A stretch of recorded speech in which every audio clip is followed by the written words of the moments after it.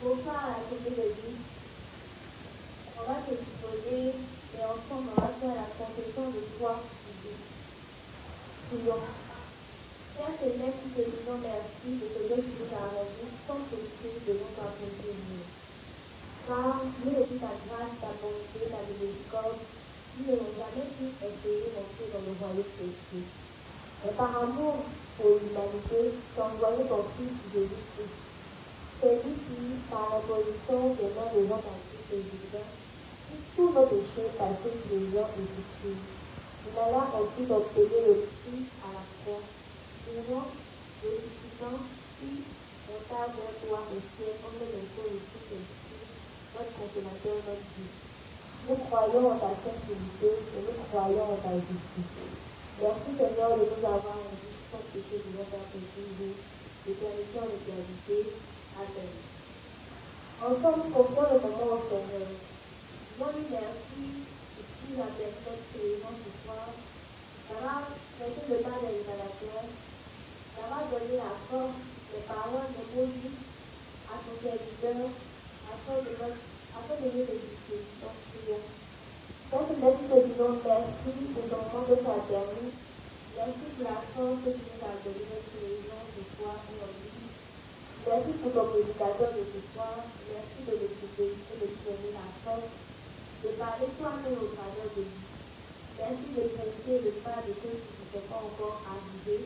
Et merci de diriger ce moment du début jusqu'à la fin afin que nous puissions en sortir dans le monde. Au nom de Jésus, nous sommes tous avons prié.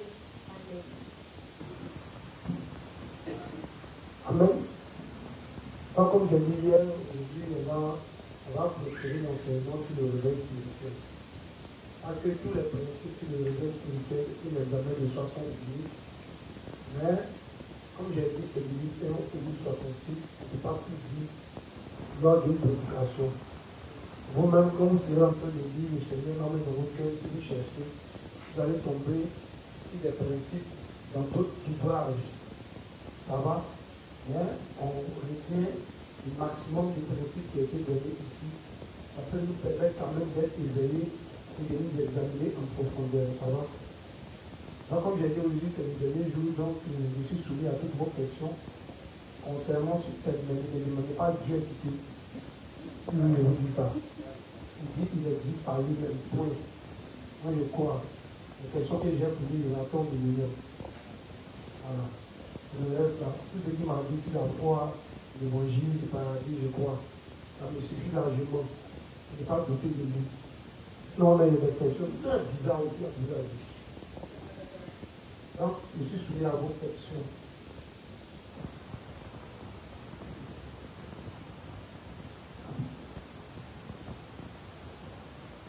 Posez la question, on va après vous allez m'amener, et ça une box samedi, dimanche, je n'ai pas répondu. Je veux que vous êtes là.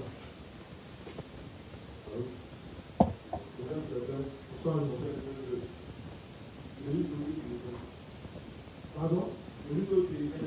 Enchanté. Oui.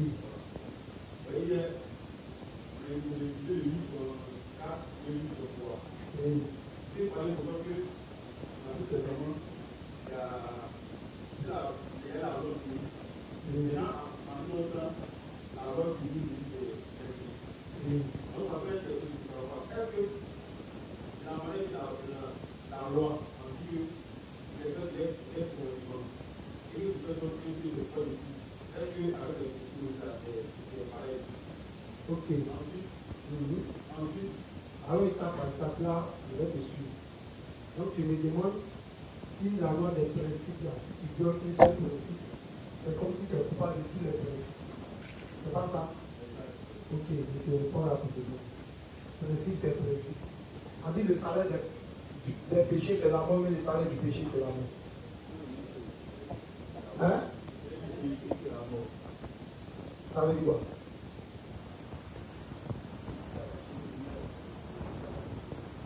Hein? Non, un peu non. On dit les principes là, c'est ce qui régit la vie de foi du juste. Donc, si un principe est donné, c'est pour que tu marches en conformité. Tu vois un peu dans chaque principe juridique, est suivi d'une conséquence. Il faut prendre ça pour sûr. Il ne faut pas chercher à faire une comparaison en limitant le texte de Jacques 20, 10. Pas un peu long. Mais chaque principe violé, quel que soit le principe, est suivi de quoi? Conséquence. Ça va. Deuxième question. Maria de Zoffer.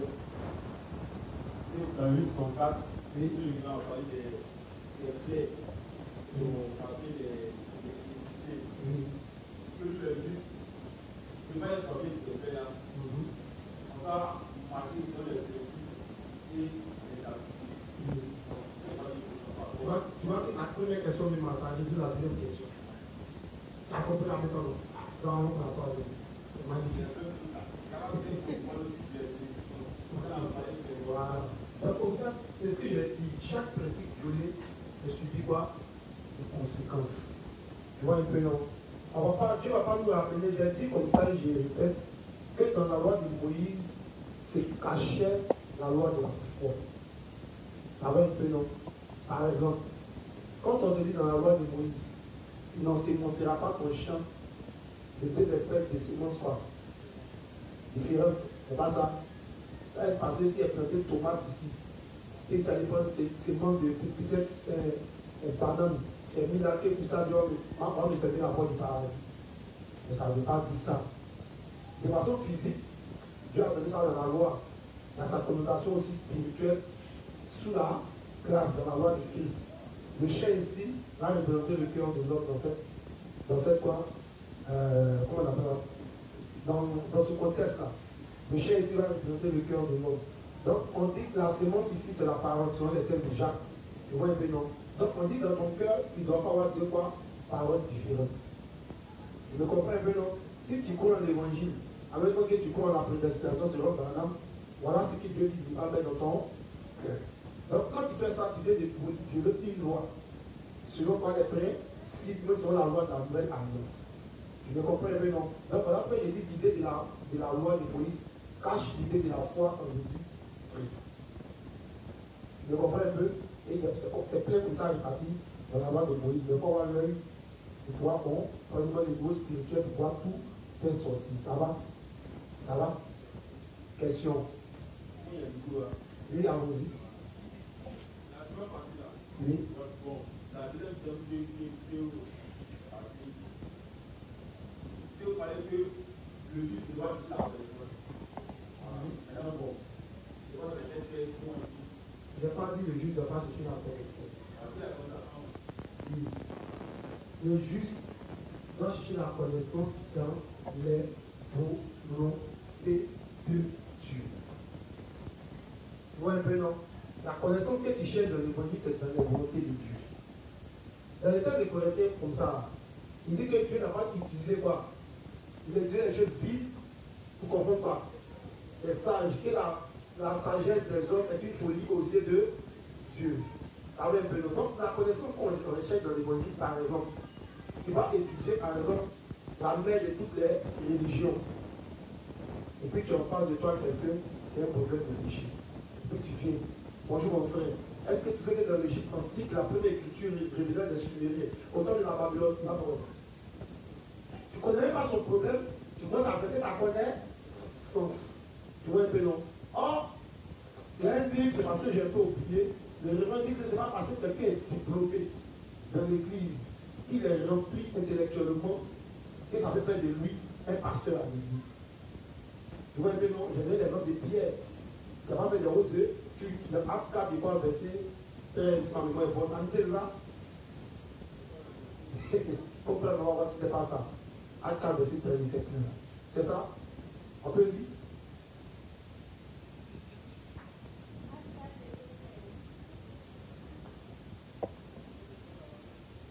Non, la dame, il faut ici. Lorsqu'ils virent l'assurance de Pierre et de Jean, ils furent étonnés, sachant que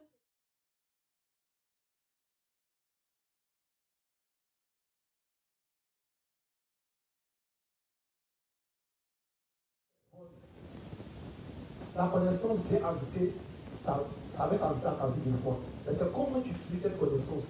Après, il dit la connaissance, elle n'est pas utilisée dans la volonté de Dieu. Cette connaissance peut te tuer. L'apôtre Paul pourrait dire par exemple que toutes les choses qu'il connaissait, c'était quoi? C'était de la boue. Mais tu vois que c'est l'apôtre Paul que Dieu a utilisé pour aller prêcher le plus quoi? Aux nations. Il dit, je me vois aux Grecs. Parce que les Grecs, ils étaient beaucoup plongés dans les choses ésotériques. Ils avaient les divinités qu'ils adoraient, ils aimaient la science, ils aimaient par exemple la philosophie, toutes ces choses-là. Donc comme Paul avait une connaissance hardie dans ces genres de choses, alors Dieu l'a utilisé, puisqu'il connaît les limites de cette connaissance, quand ils ont parlé de philosophie, Paul peut rentrer dedans, et puis il a fermé la bouche. Il y a un roi qu'on appelait, je crois, Agrippa. Quand Paul s'est présenté, quand il a commencé à parler, le gars dit, ouais, Paul, ton savoir n'est pas du Dieu. Donc, tu vas me connaître d'être chrétien. Parce que Paul était s'il a étudié dans l'école de Gamaliel. Tu vois un peu, non, il avait été versé dans la connaissance aussi de la langue de Moïse. Donc, il avait une bonne connaissance des choses du monde. Mais tu vois qu'avec cette connaissance, il n'avait pas pu recevoir la mission des péchés. Il comprenait mal les choses. Et quand il s'est converti, lui-même Paul dit qu'il a vu que toutes ces choses, c'est de là. Ça va un peu, non? Moi, il y a des choses que je peux connaître, je peux apprendre. Mais je ne l'apprends pas dans le but de pouvoir rabaisser les autres saints dans l'église ou même les gouverner avec ma connaissance. Parce que quand les justes, par exemple, s'accrochent à un dénoncé, parce qu'ils trouvent que le dénoncé connaît beaucoup de choses. Quand il rentre ici de fort, à un moment donné, il va commencer à utiliser les autres dénoncés. Or, un dénoncé se reconnaît à sa foi, à son cœur qui est établi sur lui. La connaissance, on peut tout apprendre facilement. Tu vois un peu, non? Le révérend dit que le Dieu a le pouvoir d'augmenter notre QI, notre concept intellect. Peut-être que c'est que les gens font 7 ans pour étudier. Quand tu seras en train d'étudier, parce que tu veux gagner des armes avec ça, tu vas te permettre de prendre des raccourcis. Si on avait l'exemple avec les vrais chèques. Tu vois un peu, les chèques, ils sont assis pour apprendre si l'islam, en état de corps, tout ce que les savants musulmans pouvaient permettre, ils vont faire 10 ans d'école, et en combien de mois ils vont lutter. Tu vois un peu, et c'est valable pour tous les domaines. Ça va un peu. Donc, il faut savoir situer la connaissance que tu recherches dans le monde. Il faut plutôt chercher la connaissance des volontés de Dieu dans les principes, dans la direction de l'Église, dans comment garder sa foi, etc. Voilà. D'abord, la connaissance que Dieu nous demande d'abord de chercher. Maintenant, quand les choses modernes, elles viennent pour qu'on puisse fermer la bouche aux gens des gens du ténèbres. En fait, qui nous a dit c'est éclairé, on peut fermer la bouche. Par exemple, quand par exemple, je ne sais plus quel philosophe qui a dit science sans conscience n'est que ruine de l'âme. Mais ça, Dieu a dit ça à l'ensemble dans la vie. Oui, qui va au-delà de la scène de Dieu, quoi? Quand il dit l'homme était un loup pour l'homme. Qui tue l'homme? C'est pas l'homme. Qui viole? C'est pas l'homme. Qui est bon? C'est pas l'homme. Est-ce que la Bible va parler dans ça, dans l'acte 7 avec toi? Il ne faut qu'il prenne la parole de Dieu et puis il transforme ça en des belles paroles. Ils sont agréables à tes oreilles. Il n'y a pas une parole qu'un philosophe a dit ce matin et tu ne vas pas trouver dans le Bible. Tu vas aller pour l'Ecclésiaste. Tu vas avoir une intelligence parfaite de Dieu. Avec maintenant les Héraclites, le Confucius et ses fatigues. Donc si moi j'ai la connaissance des choses de Dieu, alors j'ai la connaissance de toutes les connaissances de Satan. Je ne sais pas si tu me comprends.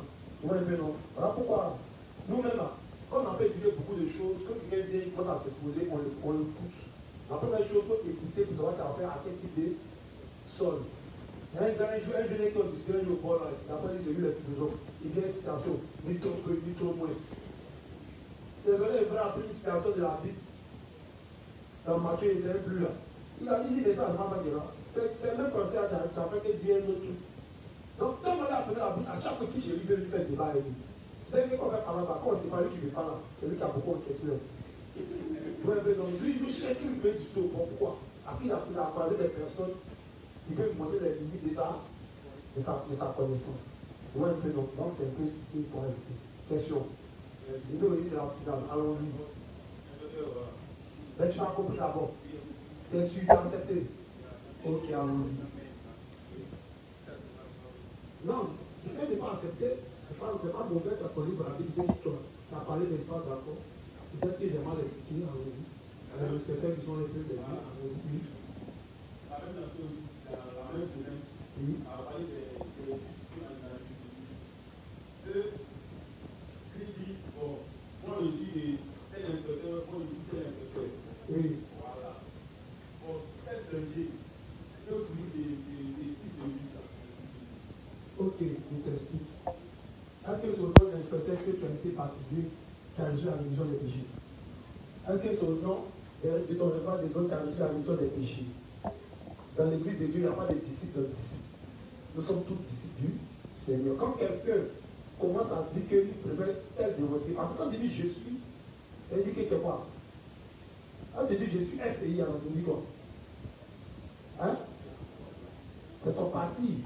Tu vois un peu, est-ce que dans l'église de Dieu, il y a des partis? On dit que tu dois prendre toutes les dévotions, tu dois les porter dans ton cœur, tu dois marcher avec eux. Mais quand toi tu dis que c'est lui là, comme c'est lui qui est ton receveur des autres, tous les autres receveurs, comme on dit devant ton âge, tu les bois. Hein, tu vois un peu, on te dit, tu t'en fiches. C'est pas normal. On dit, fais ami avec tous les responsables. Tu peux par activité être un peu plus à l'aise. Dans l'église de Dieu, on est tous des dévanciers. Mais on ne se promet pas nous tous ensemble, chacun a son ami proche de la justice. Mais si je ne comprends pas une chose, je ne pourrais pas plus avec le Père Cédric, je ne pourrais plus avec le Père Sénène. Si je ne comprends pas une chose, que c'est le Père Cédric, que mon cœur désire, je peux l'appeler à respect. Je ne comprends pas une chose là, si ça là. S'il connaît, il me répond. S'il me réveille, bon, ok, on va se mettre ça dans la cour des inspecteurs. Et en plus, c'est pour ça qu'on traite nos problèmes de compréhension. Mais je n'ai pas dit que non, c'est Sénène qui m'a divorcé, donc il ne fait rien, c'est lui. C'est Cédric qui m'a divorcé, il ne fait rien, parce que ça qui n'est pas bon. Tu vois, on dit qu'il faut avoir un modèle. Mais il faut avoir des modèles. Donc, il ne faudrait pas que ça devienne comme une sorte d'idolâtre. Et il y a d'autres responsables, à part le responsable qui porte de leur cœur, il n'écoute personne. Et puis il y a d'autres responsables aussi qui aiment bien ce jeu-là. À savoir que même les armes, c'est pour eux. Les armes ne doivent pas aller aussi consulter d'autres personnes. Ça aussi, c'est mauvais. Avec un peu, moi, j'ai mes armes dans ma zone. Dans ce moment, j'ai dans les zones et puis je les vois là-bas. S'il est dans l'église de Dieu, c'est n'importe, c'est les sang. C'est peu importe où tu vas, moi, ça ne me dit absolument rien. Du moment où tu te fais fort, les principes disent normalement où tu es, ça Dieu te fait former. S'il ne veut pas se faire former, moi, il va te faire former ailleurs. Tant mieux. Tu vois un peu, non? Tant mieux. Mais si ça va résoudre ces principes, au moins, il sait qu'il est dans la foi. Mais c'est pas qu'est-ce qu'il recherche. Parce que souvent, les juifs, il y en a beaucoup. Ils se prennent des autres dans d'autres, c'est pas ce qu'ils recherchent. C'est vrai que ça veut dire qu'il recherche. Donc, ce que nous, on fait, c'est de prier pour qu'ils continuent à demeurer quand même dans la foi. Peu importe les autres où ils se sentent à l'aise. Ils disent, il y a un principe, ils disent que tu n'es pas la tête du responsable, il parlait de l'autre. Qu'est-ce que tu as fait? Tu n'as pas aimé la tête du responsable? Question. Parce que les principes, si vous ne les comprenez pas là, vous allez tordre le sens au cours des principes. Vous allez tordre le cours au principe. Qu'est-ce qui a fait que tu n'as pas aimé Paul? Qu'est-ce qui a fait que tu n'as pas aimé Pierre? Qu'est-ce qui a fait que tu n'as pas aimé Matthieu? Oui, mais, parce que regarde, la Bible c'est son 6 livres, non? Oh non, je n'ai pas trop les écrits de Matthieu, des chitou de Cabu. Supérieurement, c'est ce qu'on fait dans nos cœurs sans le savoir. Le fait de supprimer l'enseignement ou bien l'amour de dans ton cœur, c'est comme si tu prenais une portion de la Bible et puis tu enlevais la porte qui ne te plaît pas. Tu vois un peu, non? Quand il y a bien l'équipe petit dans mais il vaut rien. Mais c'est les qui sont petits, mais c'est très puissant. Tu vois un peu, non? Tu vas à savoir pourquoi tu vas laisser qu'il écrit petit et puis peut-être Paul écrit beaucoup. Donc toi, tu annules Pierre, tu annules ton nom. Tu dois aimer tous tes responsables. Sam, il a 8 ans, il est responsable, tu dois l'aimer. Si c'est un responsable des autres que tu consultes, qui ne connaît pas quelque chose, il est censé lui aussi remonter. Parce que s'il ne connaît pas, il ne veut pas te dire, c'est que lui aussi, il ne veut pas que tu ailles toi ailleurs. Moi, si je me pose une question, si le juge, bon, que ce n'est pas pour ton niveau, en pédagogie, je peux ne pas te répondre. Si il ne connaît pas aussi, il peut te dire, va lire tes livres. Si il veut dire, bon, il faut aller demander, il demande au père, je vais te dire. Si je veux aussi, tant mieux. Et c'est à cause de ça qu'il a dit, bon, il volé, il n'est plus une dans ma zone. C'est pas un problème. On a du débat, on enlève ma télévision. Ah bah, question. Oui. Oui, ici, bon, prends à côté, comme elle a dit à côté. Dès que tu veux parler aussi. Pourquoi tu as le nouveau parle et puis après tu donnes la cible?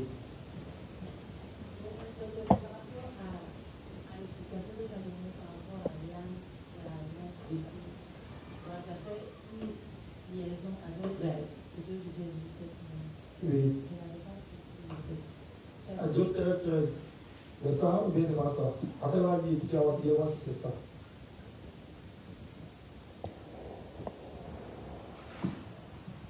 Exode 13, verset 13. Tu rachèteras avec un agneau tout premier-né de l'âne. C'est ça? On dit tu rachèteras avec un agneau tout premier-né de l'âne. Et si tu ne le rachètes pas, si tu ne lui rachètes pas, tu lui briseras la nuque. tu lui briseras la nuque. Donc on dit tout premier-né de quoi? Des larmes. On doit lui racheter avec quoi? La Bible dit que Jésus est venu nous donner le rachat. Est-ce que tu comprends? Donc l'agneau dans la vie va symboliser le Seigneur Jésus-Christ. L'agneau, c'est nous qui sommes sortis des larmes. Le premier acte, c'est Adam. Donc pour nous sauver, pour nous racheter, il fallait donner Jésus-Christ. L'agneau qui devait mourir, on dit non, c'est l'agneau qui doit mourir à sa place. Donc pour ne pas que l'agneau meure, on dit qu'il faut donner un agneau à sa place. Donc quand tu donnais un agneau, tu ne tuais plus ton âme, non. Donc c'est l'image de Jésus-Christ qui est l'agneau qui allait venir mourir, afin que nous, ces agneaux-là, nous ne serons pas tués par le péché, nous ne serons pas jetés par le feu. Ça va? C'est simple. Voilà. Maintenant, briser le cou, on a expliqué. Mais quand on est de nouveau, on continue à être des âmes. Mais ces âmes-là, ils ont encore la justice. Donc Dieu demande à ce que notre justice soit brisée. Dans un autre sens aussi, ça symbolise aussi le pécheur. S'il ne veut pas croire l'évangile, alors ce âme-là, on doit prier son cou, on doit le tuer. C'est ce qui signifie le jeter en enfer. Ça va? Ça va. Cédric. Bonsoir le Père. Oui, bonsoir, Moussa. La question c'est au niveau du fils prodige. Oui. Bon, dans l'histoire, on voit qu'avant qu'il retourne chez son papa, c'est dit en lui-même, Oui. combien de mercenaires chez mon père ont du pain en abondance et moi ici je meurs de faim. Oui. Je me lèverai, j'irai vers mon père et je lui dirai, mon père j'ai péché contre toi et le ciel et contre toi. Donc, moi je me suis dit ici que la repentance n'est pas sincère.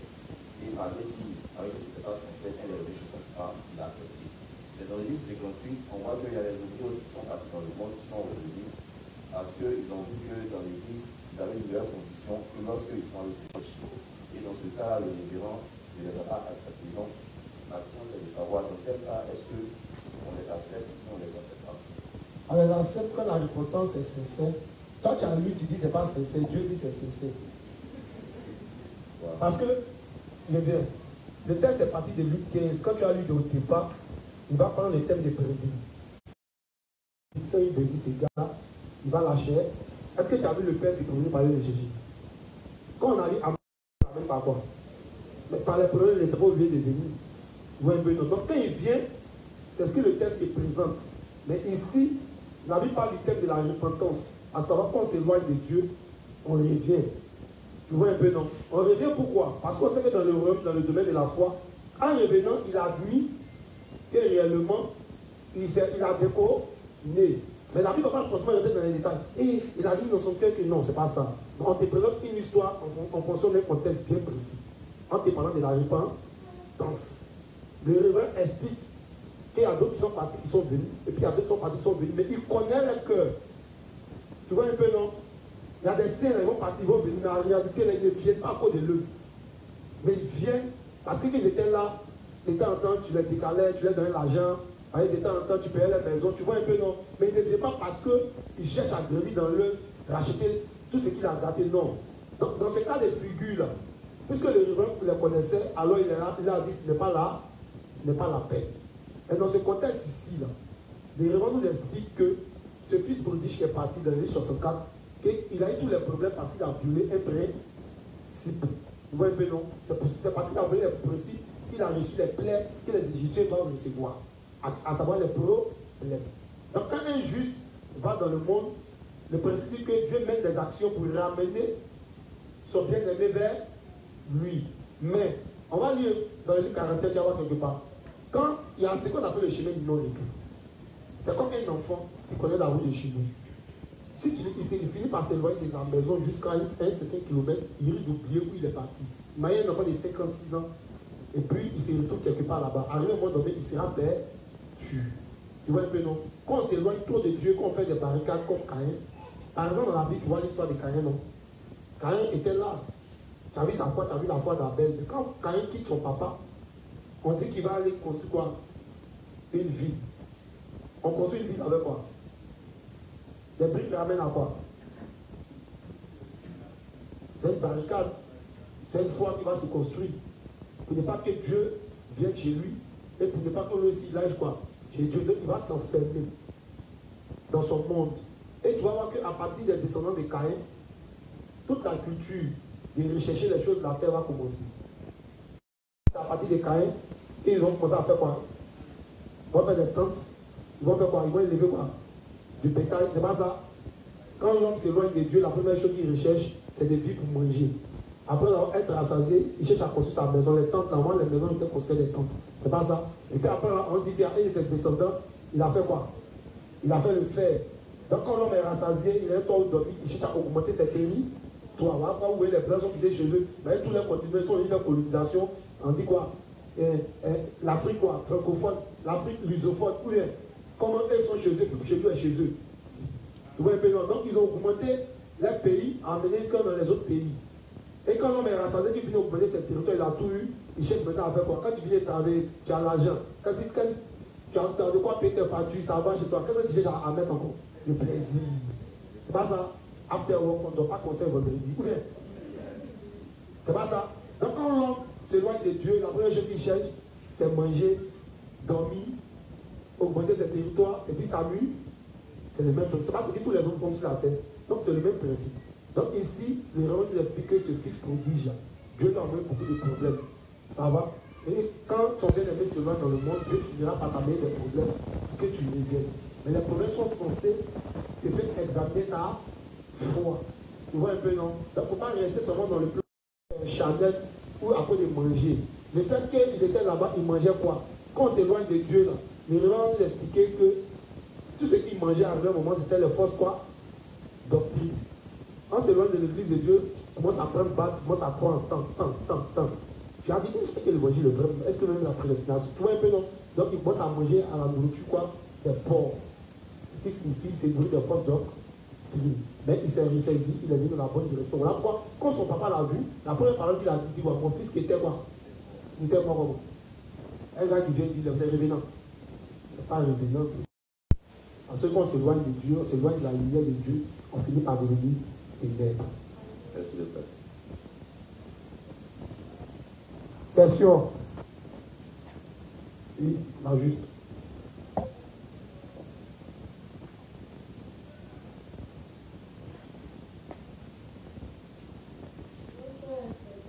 Bonsoir à tous.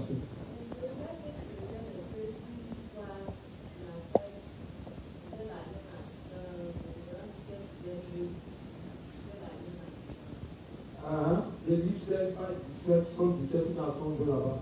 Le livre 16 là, c'est pas un problème, je vais te les chercher un peu. Ici, le Révérend a expliqué un fait. Il a dit le cas d'une servante. On dit que c'était une chose tragique pour un courir quand cette dernière est morte d'un accident de la mort. Tu vois un peu, non? Il dit normalement, un juste ne doit pas mourir de façon misérable comme cela, c'est-à-dire de façon tragique. Parce qu'un juge essaie à faire manger devant J. Tu vois un peu, non? Mais il dit cela arrivé parce que cette servante-là, elle était distraite dans l'œuvre de Dieu. Tu vois un peu, non? Donc, en tant que serviteur, tu as vu, tu peux dire, allons-y. Récemment, l'église de l'Ouest a été frappée d'un incident tragique. Une servante de Dieu est morte dans un accident alors qu'elle servait le Seigneur. C'était la pire tragédie que j'ai jamais vue de toutes mes années de ministère devant Dieu. Oui. Un tel incident ne devrait plus jamais nous arriver. Oui. Quand nous devons servir le Seigneur jusqu'à son retour sur terre, Oui. nous ne devons pas perdre le corps que Dieu nous a donné pour servir l'Évangile. Oui. Si un tel événement est arrivé, parce que nous étions trop distraits, trop distraits, qu'est-ce que nous distrait? La dame a oublié dans la triste. Qu'est-ce que distrait les serviteurs de Dieu? Hein? C'est le monde et tout sa convoitise. Tu vois un peu, non? On dit, un soldat qui est enrôlé, il n'a pas à s'inquiéter de l'affaire quoi? Du monde. Tu vois un peu, non? Donc s'il est juste, en tant que sentinelle, il n'est pas à son poste, alors forcément, Dieu va permettre que le malheur lui arrive. Et si Dieu connaît un peu son cœur, comme tu es un peu inutile, il faut aller te reposer en second milieu. De la protéger, le Seigneur, et laisser mourir ce juste là. Pour que ça serve de leçon aux autres sentinelles. Tu vois un peu, non? Donc ça c'est un cas de figure où il explique que tu vas être un serviteur, que tu peux être toi arrivé. Et tu vas être serviteur, puis tu peux frapper d'un malheur bizarre. Puis tu es parti. Parce que tu es un peu trop distrait. Ça va? Combien tu veux que tu Ça va? Ok. Question. Il n'y a pas de questions en ligne?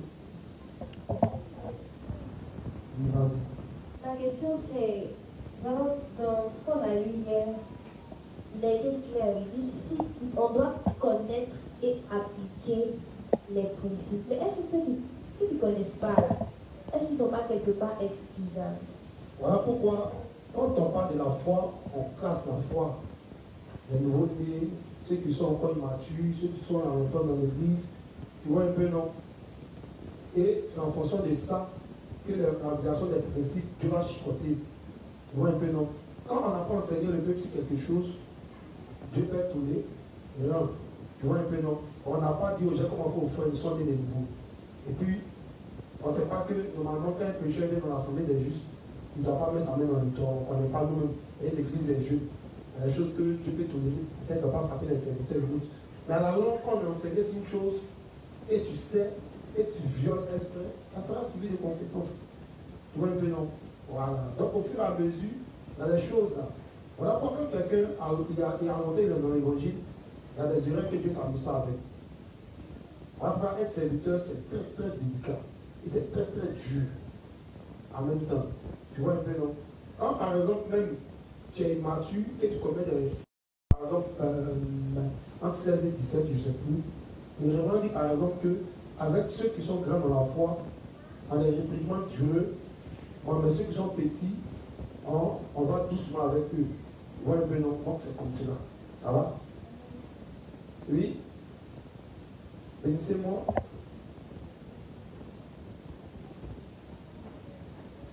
Donc, poser des questions. Vous allez poser des questions. Oui. Oui, ça va pas ajouter. Oui, c'est dans deux. Page 333, page 333. Où les gens disent, nous vivons non seulement notre chair, mais aussi le Dieu.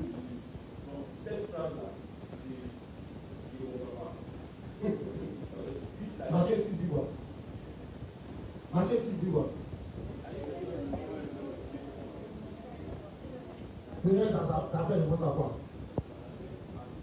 Non, tout là, c'est pas. Tout là, c'est quoi? Le reste, ça appelle le mot savoir. Travaille pas mal, ça s'appelle qui? Ça s'appelle qui? Mais quand il préparait le reste des cieux, ça s'appelle qui? Est-ce qu'on a dit que comme on est né de nouveau, on va bien manger aussi, on va bien se vêtir, on ne va pas dormir dans une maison quand même descendre? Non, on a la chair, on a l'esprit. Et simplement, on dit que un juste est sur la terre pour faire les œuvres de l'esprit. Ouais, mais non. C'est quand les œuvres de la chair là sont d'avoir la priorité, c'est les œuvres de l'esprit, ils ont dit il y a un problème. Ça va? Sinon, tu es une chair, tu as ton esprit. Souvent, tu sais ta chair, souvent, tu sais ton être. Nous tous on fait ça. Mais on dit simplement qu'on décide la terre pour celui des yeux spirituels. L'aspect de la chair, c'est la mort, alors que la personne de l'esprit, c'est la vie éternelle. C'est pas ça. Ça va. Pour ce qu'on est chaud. Et c'est les petits trucs. Oui, derrière, il vient devant.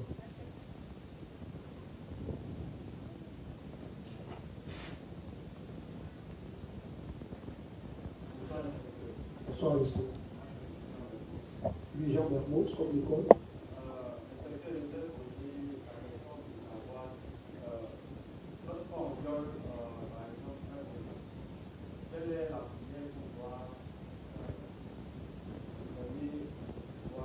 Vous pouvez rattraper quoi?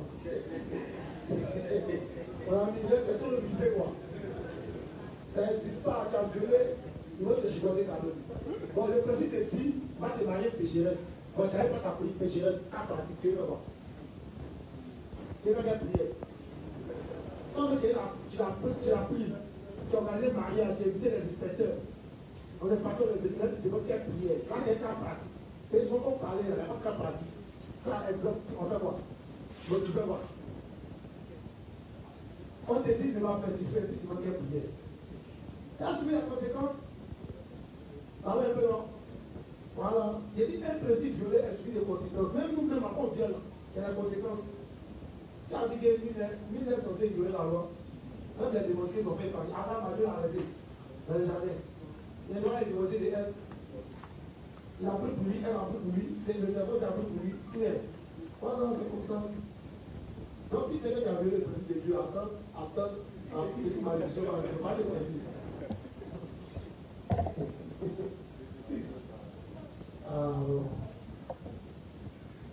La foi légaliste, c'est quoi? Vous pouvez poser des questions, moi je vous pose des questions maintenant, vous devez tout le monde. C'est pas la foi légaliste. La foi légaliste, c'est une foi qui est basée sur... Parce que vous êtes dans toi, tu es trop légaliste, tu es trop légaliste, tu aimes trop ça. On ne fait pas ça bien peu, peut-être on dit peut-être, maintenant tu passes en évangélique ici, mais tu es trop légaliste. Là, on fait, c'est quoi la foi légaliste? Sinon tout ce qu'on a entendu ici. La foi légaliste, c'est la foi qui est portée sur la convoitise de la chair. Oui. La foi légaliste, c'est celle qui compte sur ses propres forces. Oui. Au lieu de compter sur Dieu. Exemple pratique, ce qu'il t'a dit, demande si tu as compris. Est-ce que vous m'avez compris? Oui, non. Bon, elle dit, c'est ce qui est porté ici, la convoitise, ça dit quoi? On vous l'avez compris. Vous avez compris, non? Ça dit quoi? Ah oui. C'est dans la peau des enseignants, donc on t'écoute. On a un juste qui, toute sa pensée est comment il va devenir grand dehors, ou bien il est dans l'église ici. Il cherche d'abord des partenaires sûrs qu'il va bloquer pour que quand ce sera son moment, il va faire lui-même son œuvre à part. Donc on a ces gens-là qui sont portés sur la gloire, qui sont portés sur l'honneur, qui sont portés sur les richesses matérielles. Est-ce que ça va? On dit Avi est parti se chercher, on ne le voit plus. Avi là, c'est juste légaliste. C'est pas le cas.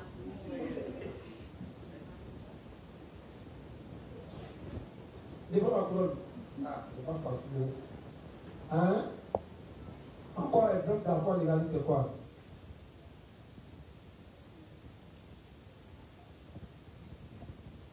Il faut prendre le livre 17. Tout ce que tu as recensé sur la foi légaliste, on va lire que ça soit dans l'esprit de chacun qui est dans partie. Que ça soit bien expérimenté dans vos œuvres. Donc, je vais vous laisser les questions existentielles. Quand vos questions ne sont pas bonnes, c'est tout bon.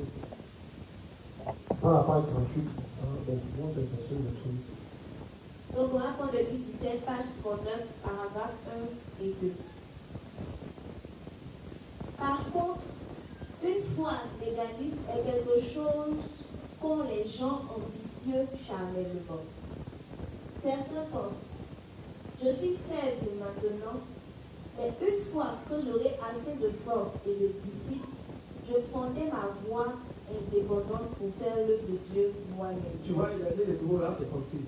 Il est dans l'église, il dit une fois qu'il va devenir grand, il va prendre une partie de l'église et puis il va le faire pour lui. Ah, est-ce que quand on est des nouveaux, c'est ce qu'il évolue nous après? Il y a des nouveaux qui viennent dans l'église, reste pour le café net, et puis toi maintenant, tu prends une partie des âmes de l'église, peut-être des niveaux, partie et l'autre. On dit ça, c'est une fois quoi? C'est ce qu'elle a dit, c'est une fois que vous mettez quoi? Elle a prévoir, parce que Satan, c'est ce qu'il a regardé au ciel, il a prévoité le poste de Dieu. Ça va un peu long. On dit, si tu as ce genre de pensée, tu es légaliste de l'église. Ou un peu long. C'est pas clair. Donc c'est des choses pour ça que vous devez ça. On dit examen de soi. Donc si tu sais que tu es dans l'assemblée, que tu as ce genre de pensée, tu es légaliste. Ça va un peu, allons-y. Ce sont des gens qui ont des rêves charnels pensant, dois-je vivre ainsi maintenant que j'ai reçu la rémission de mes péchés?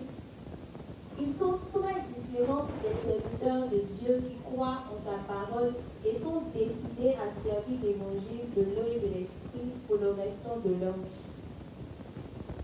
Ceux qui ont une foi spirituelle croient qu'il convient de consacrer toute leur force à servir le Seigneur et répandre l'évangile de l'eau et de l'esprit, peu importe leurs circonstances.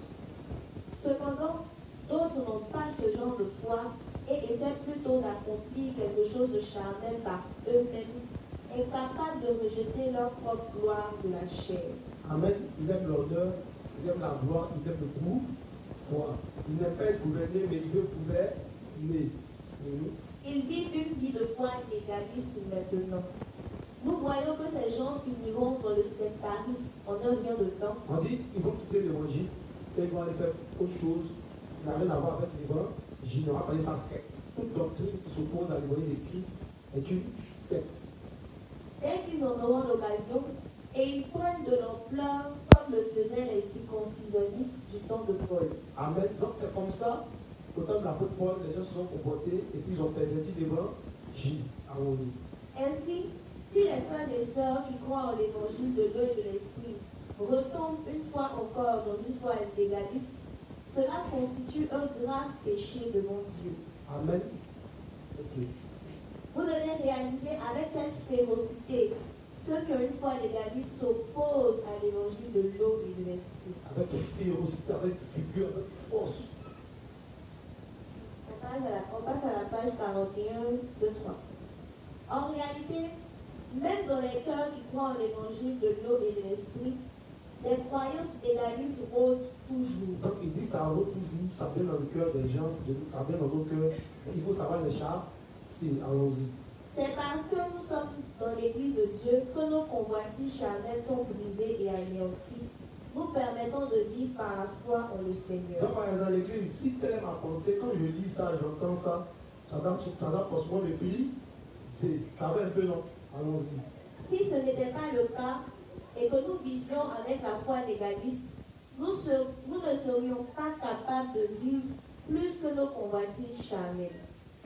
Ainsi, plutôt que de suivre nos convoitises charnelles, nous devons croire en la justice de Dieu et la suivre par la foi. Nous ne pouvons pas permettre à des croyances légalistes de grandir dans nos cœurs et nous pousser à vivre avec des désirs charnels. Mes chers croyants, si nous permettons aux croyances légalistes de nous tenir, nous vivrons selon nos propres convoitises. Ceux qui sont vraiment nés de nouveau, d'eau et d'esprit, réaliseront alors qu'ils ont tort, rejetteront leurs erreurs, se confieront en le Seigneur et seront rétablis par la foi. Amen. Donc si tu avais telle pensée, il faut que tu acceptes, tu la rejettes, le Seigneur va pas forcément te rétablir. Une fois que tu te confies dans son église, dans ses serviteurs, tu dis, voilà comment étaient mes pensées. J'admets à la lumière des Écritures que je me suis trompé et vraiment ne me voyais pas comme un ennemi. Je suis décidé maintenant à suivre les instructions de l'Église, à me soumettre à la volonté de l'Église et à marcher en étant un avec les serviteurs et le budget de l'Église. C'est compliqué ça. Celui qui admet ses erreurs, on dit celui qui avoue ses transgressions, forcément il va prospérer dans l'Église. Et les délaisse en témoin. Miséricorde. Donc si tu es dans l'Église de Dieu, que tu avoues tes fautes, tes mauvais penchants devant l'Église de Dieu t'accueille à bras ouverts, on marche en unité. Ça va? Donc, on aime tout le monde dans l'église de Dieu. Non seulement te voir, entendre avoir une pensée qui n'est pas bonne, qui s'oppose à l'évangile, on va taper dureux, moins jusqu'à ce que tu admettes. Allons-y. Cependant, fondamentalement parlant, nous ne devons pas permettre que cela se produise premièrement. Nous devrions établir notre foi fermement dans nos cœurs, croire que nous sommes morts avec Christ et avons été ramenés à la vie. Maintenant, nous sommes de nouvelles créatures qui peuvent seulement vivre par la foi, indépendamment de nos circonstances. N'oubliez pas que, tout comme c'est par la foi que nous avons été sauvés du péché, c'est aussi par notre foi spirituelle que nous pouvons servir le Seigneur. Nous devons établir nos cœurs fermement pour croire en l'évangile de l'eau et de l'esprit. Certains d'entre vous pourraient se sentir supérieurs à d'autres, alors que d'autres se sentiraient humiliés à cause de la position que vous avez dans l'Église de Dieu. Ces personnes-là ont un sérieux problème. Peu importe qui vous êtes, que vous soyez pasteur ou paroissien, indépendamment de la position, nous sommes des partenaires égaux dans le service du Seigneur. Amen. On est tous égaux. C'est un ordre de foi qui existe dans l'Église, c'est tout. Amen. On a un autre principe et puis on va passer au 40.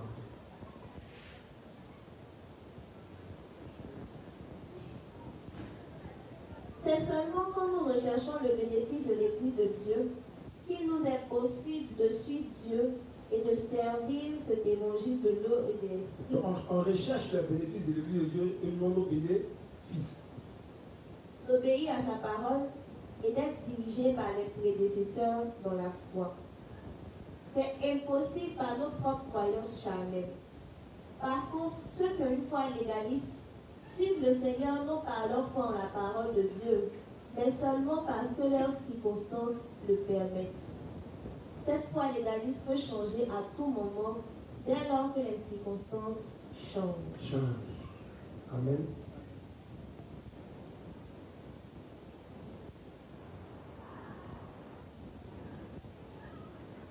Voici le travail de l'Église de Dieu et c'est mon travail. Je ne regarde pas aux difficultés de l'Église tant que je suis en sécurité en le Seigneur. Ces gens vivent leur vie de foi légaliste et créent des problèmes dans l'Église. Et ces gens ont la caractéristique commune de ne pas faire confiance aux dirigeants et d'ignorer l'ordre et l'autorité dans l'Église de Dieu. Voilà la caractéristique encore de quelqu'un qui ne croit pas. On dit il fait quoi? Il ignore ses dirigeants. Ça va un peu, ils s'en foutent de ceux qui sont à la tête, ils s'en foutent de les autres. Ils ne sont pas patrons. Allons-y. Ainsi, beaucoup de chrétiens nés de nouveau ne vivent pas leur vie par la foi en la parole de Dieu. Beaucoup de chrétiens nés de nouveau ne vivent pas leur vie par la foi en la parole de Dieu. Bien qu'ils aient reçu la rémission de leurs péchés par la foi en l'évangile de l'eau et de l'esprit. Donc, nous devons croire que nous sommes morts avec Jésus-Christ et ramenés à une nouvelle vie, et nous devons établir nos cœurs devant Dieu. Comme votre ancienne nature est morte et vous avez été ramenés à la vie, vous devez avoir la foi qui vous permet de suivre le Seigneur en tout temps et en tout lieu où il a besoin de vous. C'est la foi dont l'apôtre Paul parle. Amen. Oui. Vas-y. Pose là et le micro. Ils ont le micro là-bas.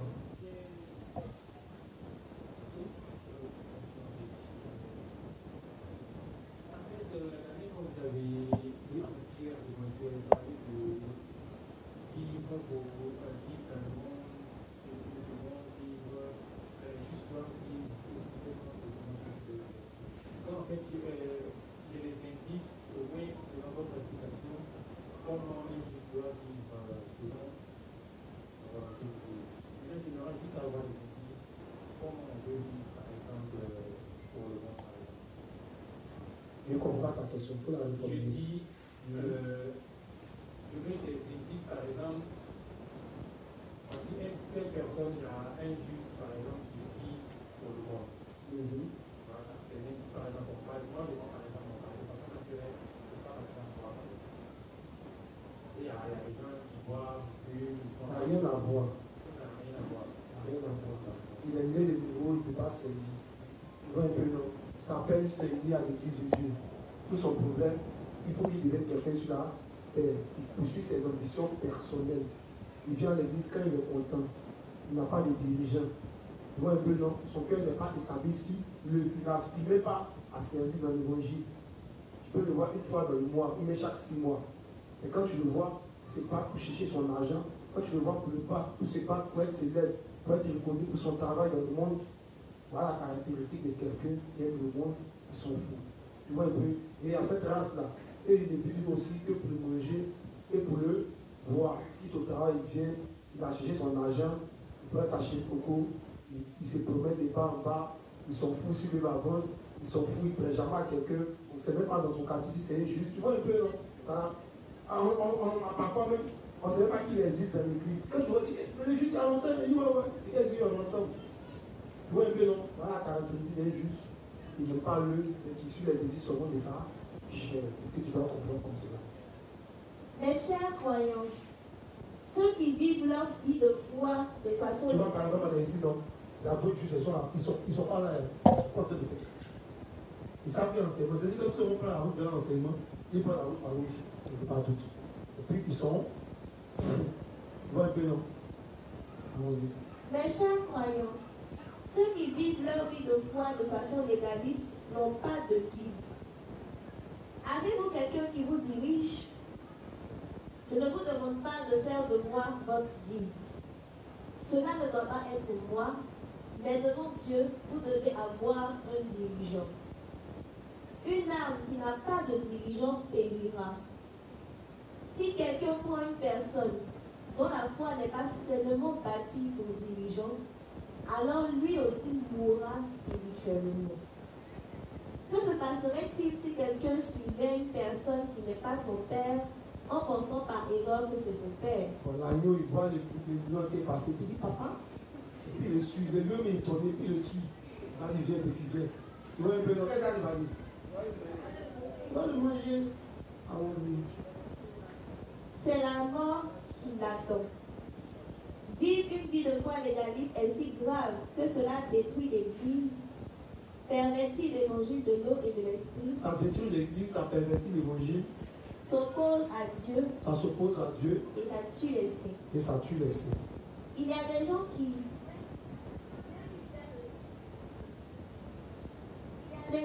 bien qu'ils aient reçu la rémission de leurs péchés, vivent toujours une vie de foi légaliste.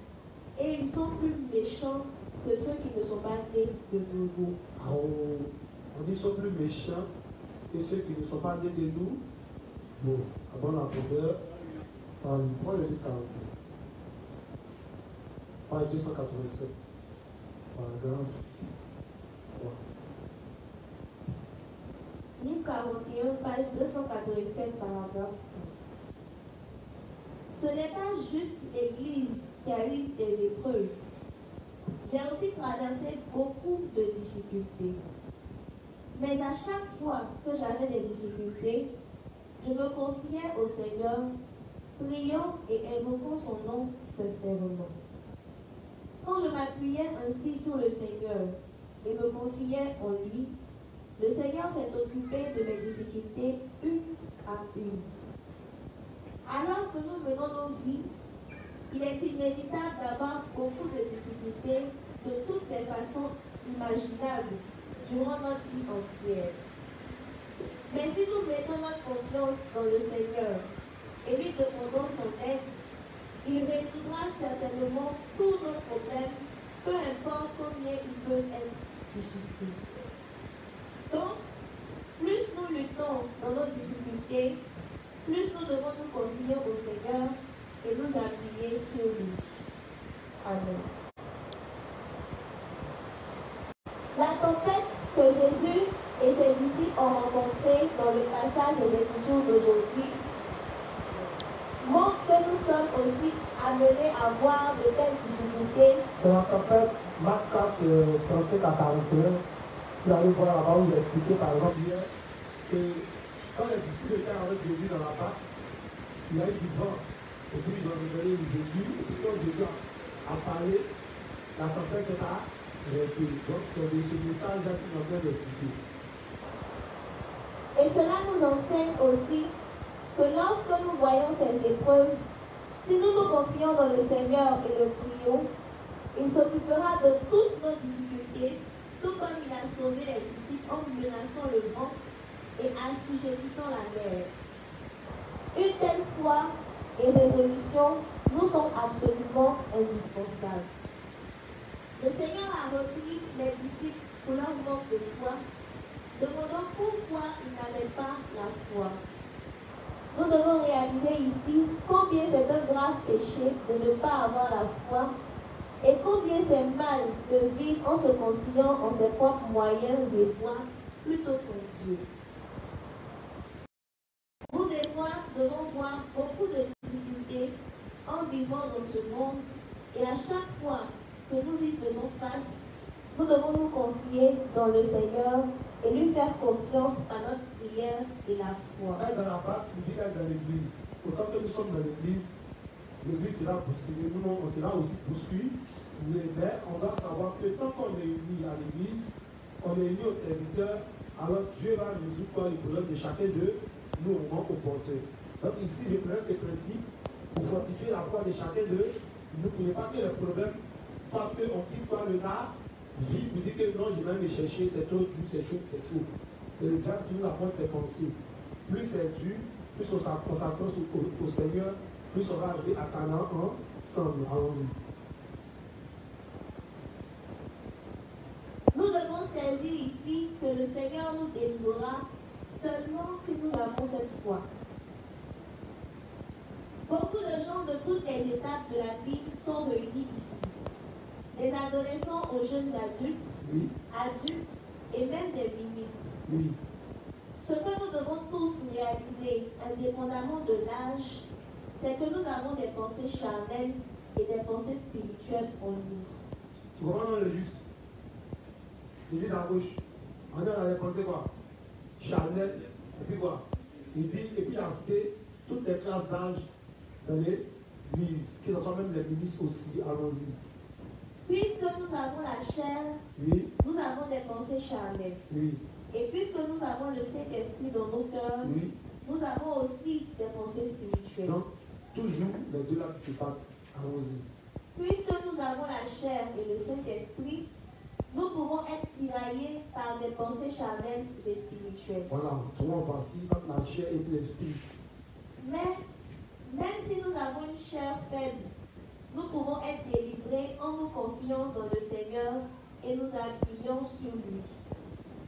Aussi longtemps que nous écoutons la parole de Dieu dans nos vies et nous résolvons à la suivre, tous les problèmes difficiles que nous rencontrons dans la vie seront résolus avec le temps et nous prospérerons tous. Amen. Encore? Amen. Encore? Croyons. Puisque nous et moi avons la chair, nous ne pouvons qu'avoir des pensées charnelles. Nous devons faire attention à cela, car nous périssons si nous suivons seulement les pensées de la chair. Le Seigneur a dit, l'affection de la chair, c'est la mort. Romains 8:6. Le Seigneur nous avertit par ce passage à ne pas suivre seulement les pensées de la chair. Même si vous êtes nés de nouveau en croyant l'évangile de l'eau et de l'esprit, une fois que vous tombez dans vos propres pensées charnelles, Oui. vous finirez par vous opposer à l'Église. Tout comme la Bible dit que la pensée de la chair, c'est la mort, si vous vous opposez à l'Église et déviez, vous finirez par vous détruire vous-même. Si tu te poses à l'église et tu dévis, tu finiras par te détruire toi-même.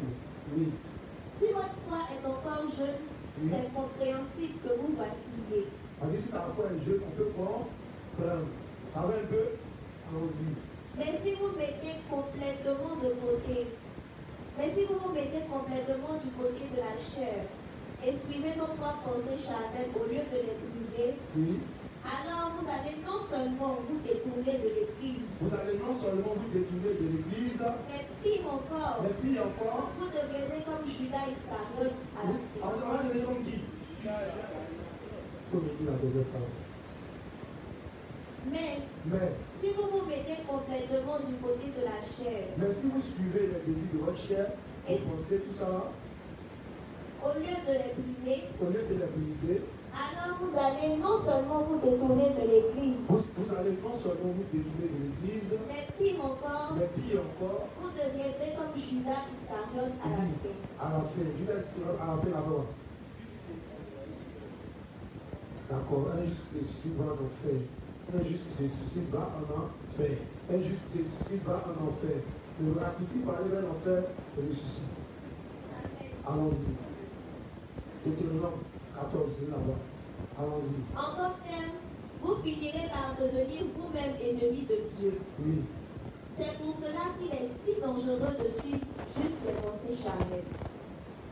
Ceux qui deviennent des ennemis de Dieu en suivant seulement leurs pensées charnelles vont inévitablement périr corps et esprit, même si ce n'est pas ce qu'ils veulent. Ils vont périr corps et esprit. Je sais très bien que nos saints et nos ministres ont un côté faible qui les rend vulnérables à suivre les pensées de la chair. Je suis aussi conscient que bien que nous ne prenions pas la mort trop au sérieux en des temps ordinaires, Quand nous sommes effectivement face à la mort, Oui. nous tremblons de peur. Oui. Là, Jésus me a dit, Père, si tu peux que cette coupe de mort, on est dans la chair, non? Même si on est sauvé, on a aussi peur de la mort. Et nous faisons tout le possible pour l'éviter. Ouais, Seigneur, par nous, il faut que tu as donné. Je vais dire, je vais faire ton œuvre. Je t'ai dit, Seigneur, je vais te servir. Et puis, ça fait 10 ans que tu ne sais pas. Comme maintenant, tu vois ta mort, il te servir. Voilà que je faisais là-bas.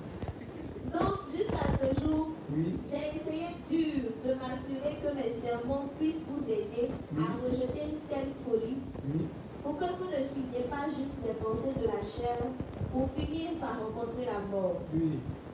Mais si vous avez déjà fixé votre esprit pour suivre vos pensées charnelles et refuser de changer, et si tu suis ton esprit et que tu refuses de changer, on te parle, oui. Pensant que ce que vous faites est bon, Pensant que ce que vous faites est bon, je ne peux pas vous aider, peu importe combien j'essaie fort. Vous choisirez votre propre mort. Vous deviendrez alors ennemi de Dieu pour vous détruire vous-même dans une douleur agonisante. Je ne veux pas que les gens insensés qui suivent les pensées de la chair périssent. Quand ces gens trouvent difficile de continuer de servir le Seigneur, ils quittent le Seigneur temporairement. Ils quittent le Seigneur temporairement. On connaît des frères qui étaient avec nous, on les a vus servir, on les a vus d'autres services. Un matin, ils disent, c'est cher. Ils nous voient, ils se cachent. Un frère là-même, là, il est au Maroc ici. Aujourd'hui, là, il nous voit, il se cache. Parce que quand vous allez le voir, on vient nous enseignement au Maroc. Quand on vient l'enseignement dans la cour, chez David d'avant.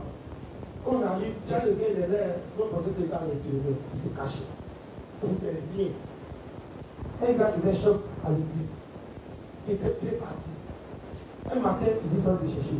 Aujourd'hui, là, on ne sait pas à quel niveau ils ont cherché là. Il ne veut plus rien faire des justes. Au dernier nouvelle, on a appris qu'il est devenu légaliste. Vous voyez un peu, non? Parce que simplement, il trouvait qu'en ce temps, c'était trop difficile, sa vie était trop difficile. Donc, il allait se chercher. Après, il allait arriver. Carré est parti, naturellement, Carré, on ne sait pas où il est. Allons-y. Quand ces gens trouvent difficile de continuer de servir le Seigneur, ils quittent le Seigneur temporairement. Mais quand ils rencontrent des difficultés dans le monde, ils essaient de revenir à la foi comme si rien ne s'était passé. Ils vivent d'une façon qui leur convient et ils veulent en même temps la prospérité spirituelle aussi. C'est pas ça. Quand ces gens trouvent difficile de continuer de servir le Seigneur, ils quittent le Seigneur temporairement. Mais quand ils rencontrent des difficultés dans le monde, ils essaient de revenir à la foi comme si rien ne s'était passé. Ils vivent d'une façon qui leur convient. Ils vivent d'une façon qui parle. Quand il vient après ses pensées à l'église, ses pensées de la vie à lui.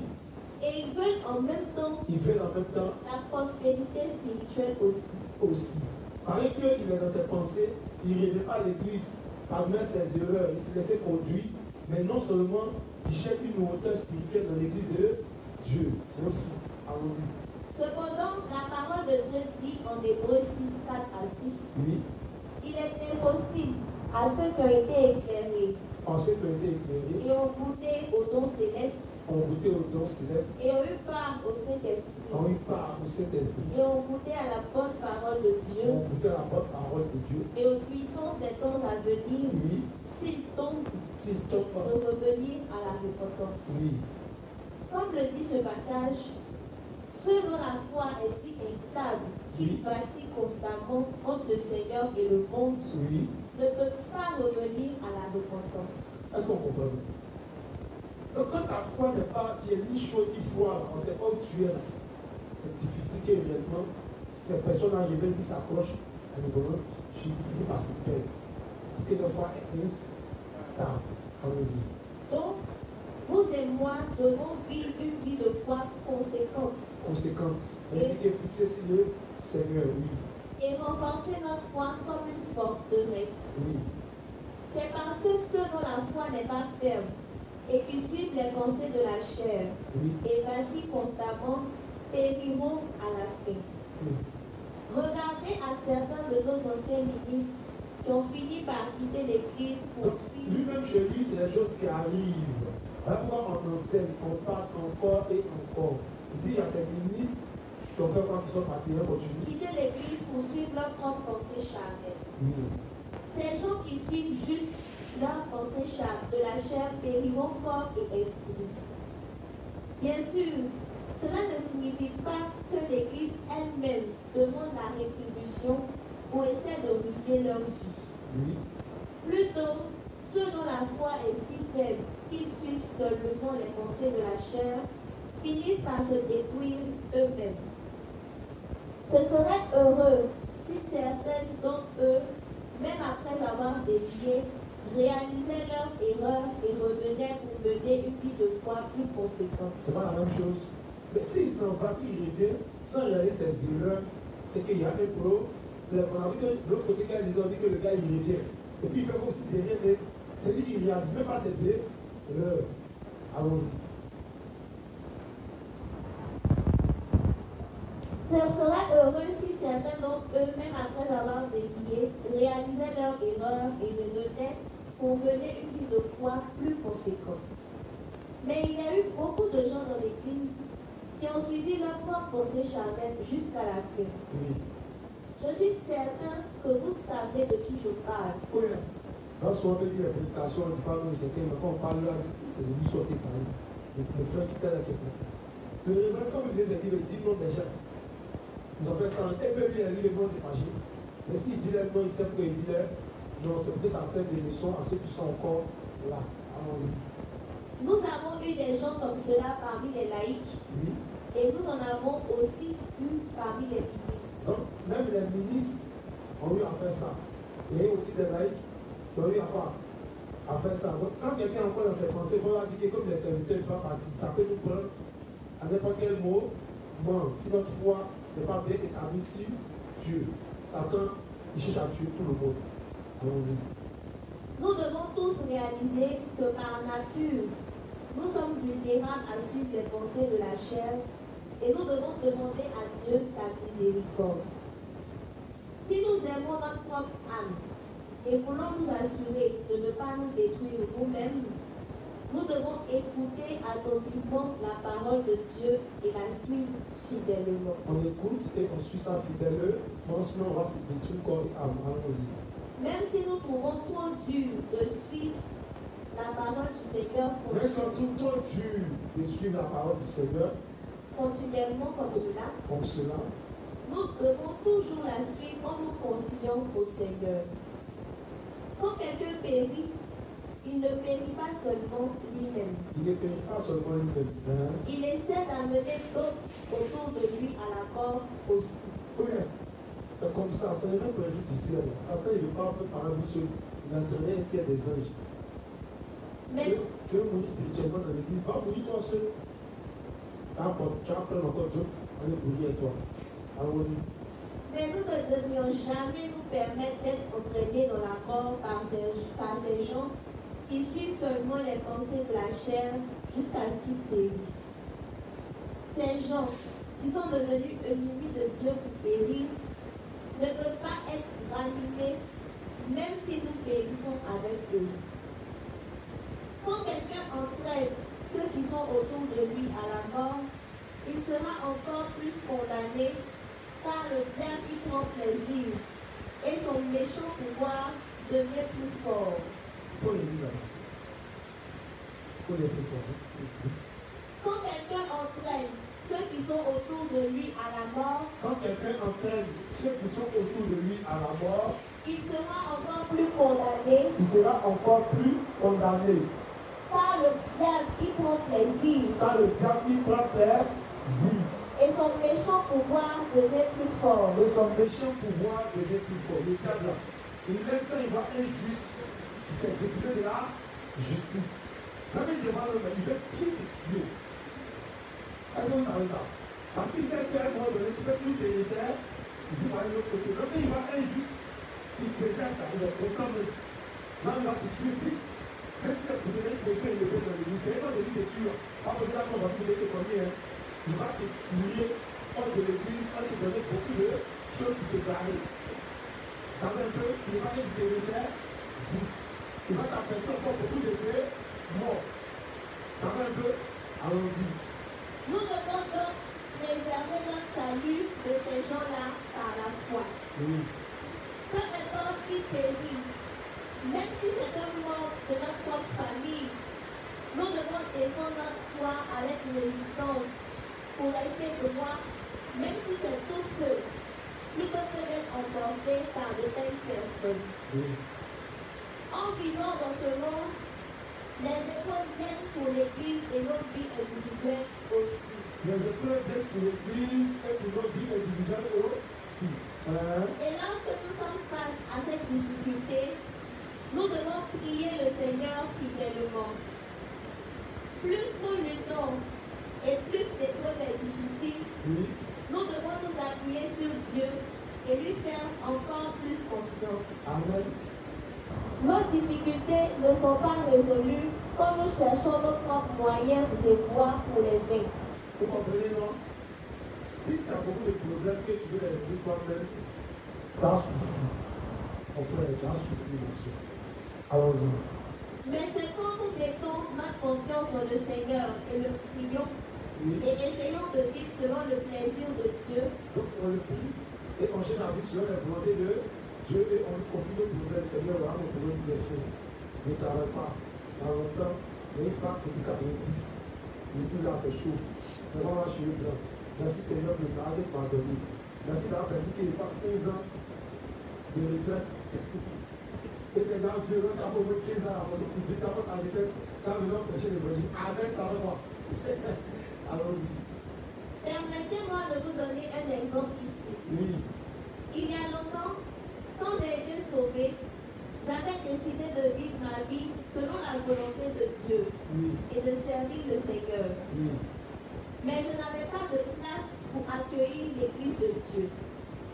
Je n'avais même pas assez d'argent pour louer un endroit. Mais quand j'ai vu un bâtiment convenable, j'ai prié de tout mon cœur, disant, Seigneur, donne-moi ce bâtiment pour que je puisse l'utiliser pour toi. Je te le demande de tout mon cœur. J'ai besoin d'un bâtiment pour rassembler les âmes, faire des cultes et les sauver par ta parole. Je crois que tu me le donneras. Il n'y avait pas de désir privé dans ma prière. Il n'y avait pas de désir, quoi. Vous voyez un peu, il a dit par le thème, c'est la prière, les amis de soir, ça va comment? Parce que souvent, on ne s'examine pas, on ne sait pas comment prier, comment demander les choses à Dieu. On n'est pas exaucé, et puis on finit par être frustré. Et puis le diable dit, tu as vu, on va dire que tu es juste. On va dire que tu es juste. On va dire que c'est ce que j'ai fait. Quand il vient devant le Christ, on va dire que toi, les fils de Dieu, il faut dire ça à part de Dieu. Quand il veut dire que tu es juste, c'est le même principe. Tu n'as pas dit que tu es fils de Dieu. Tu n'as pas dit que tu es fils de Dieu. Il faut travailler maintenant. Tu n'as pas dit que tu es fils de Dieu. Il faut payer ta maison. Tu n'as pas dit que tu es fils de Dieu. C'est pour ça qu'il fait, il ne cherche pas le diable. Quand il voit Jésus, il n'a pas peur de lui. C'est de lui avoir peur. Allons-y. J'ai prié le Seigneur sans cesse, mettant toute ma confiance en lui et m'appuyant sur lui. Et j'étais absolument certain que Dieu répondrait à mes prières. Ma foi et prières ont été récompensées. Dieu a répondu à ma prière. Ce n'est pas la seule fois que Dieu est venu à mon aide, car tout ce que j'ai demandé et pourquoi j'ai prié par la foi, Dieu a répondu sans aucune exception dans le point de détail et il s'est chargé de tous mes problèmes. Amen. Page 214. Et les gens me disent, en partie dans la prétoire, je dis, Louis, attention. C'est absolument impératif. À moins que vous ne fixiez vos pensées pour vivre selon la volonté de Dieu, vous serez tenté de suivre votre voie quand les circonstances changent, même si vous ne l'avez pas fait jusqu'alors. Si votre cœur n'est pas fixé sur Dieu, il sera emporté par vos circonstances comme une barque emportée par les vagues. C'est seulement quand votre cœur est résolu et fixé à sa place que Dieu prendra plaisir en vous. Si votre cœur est inconstant et vacille, alors loin de demeurer en Dieu, vous finirez par quitter ces bénédictions. Donc, la première chose que vous devez faire, c'est mener une vie de foi correcte en fixant vos pensées. Si vous voulez que vos prières soient exaucées, Si on veut que nos prières soient exaucées, cela requiert aussi que vous fixiez votre cœur sur Dieu. ça requiert aussi qu'on fixe nos cœurs quoi. Si Dieu a fait que les personnes, pas dans les émotions. Il ne fait pas pour lui, il ne fait pas pour toi. Allons-y. Autrement dit, vous devez vous résoudre à vivre selon la volonté de Dieu. Dieu connaît le fond de votre cœur Tu connais le cœur de tout le monde, celui qui sonde. et il voit si vous le priez seulement sans même avoir décidé de le suivre. Oui. Et si vous essayez de mener votre vie de foi sans fixer votre cœur sur Dieu, Oui. votre propre conscience vous accusera d'avoir le cœur mal placé. Il va dire, en fait, c'est marionnette. Ou bien, Donc, nous devons d'abord fixer nos cœurs sur Dieu avant toute autre chose. oui. Et deuxièmement, Donc, premièrement, on va voir. On fixe nos cœurs sur Dieu seul. Ce n'est pas à discuter. Si tu veux te fixer aussi, pas fixer. Ah, il n'y a pas question de dire d'abord fixer ton cœur sur Dieu. et deuxièmement, Oui. nous devons apprendre à nous appuyer sur Dieu et effectivement le faire dans nos vies quotidiennes. Dans nos vies quotidiennes, c'est tous les jours, on s'appuie sur Dieu, on tout et pour tout. Toujours. Toute chose, on nous demande, on s'appuie sur lui, on le consulte. Alors, S'appuyer sur Dieu signifie mettre notre foi en Dieu. Amen. C'est ça.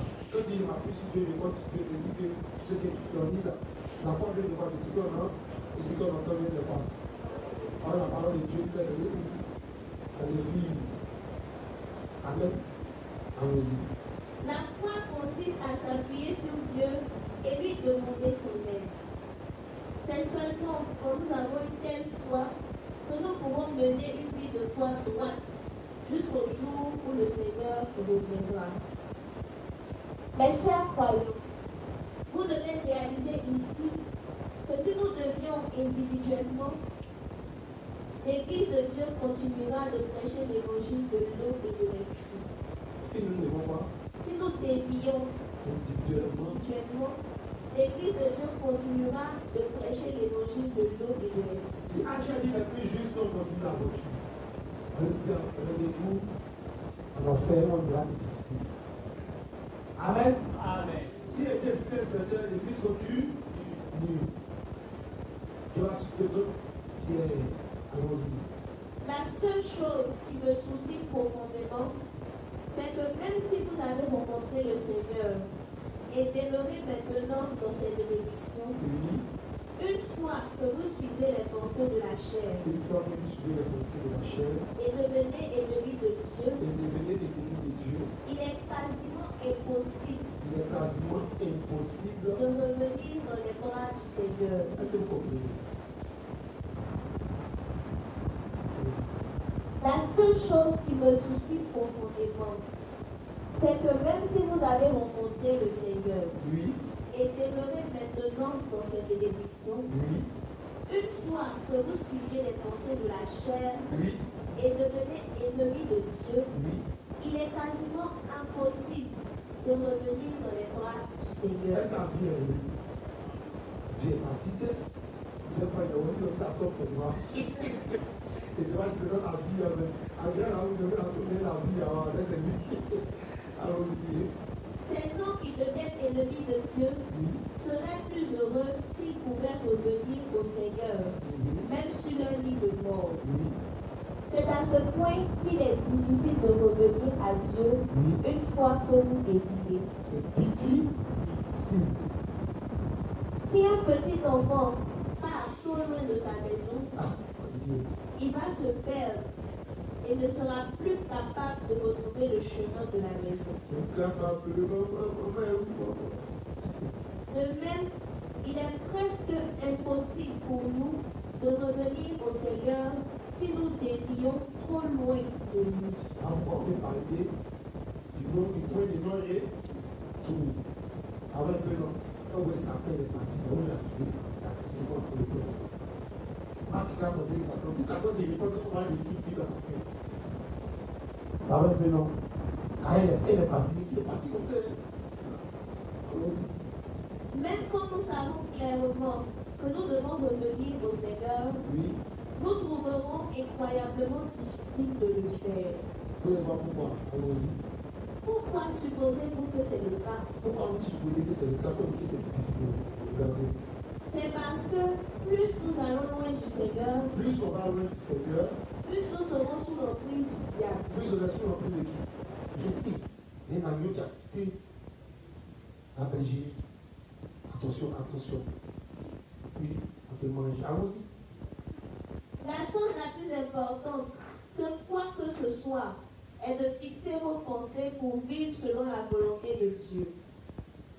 Une fois que j'ai rencontré le Seigneur, je me suis résolue encore et encore à vivre selon la volonté de Dieu. Et même si je vis avec le cœur fixé sur Dieu et mes pensées charnelles abaissées, les épreuves viennent sur ma route chaque jour et j'ai toujours des limites.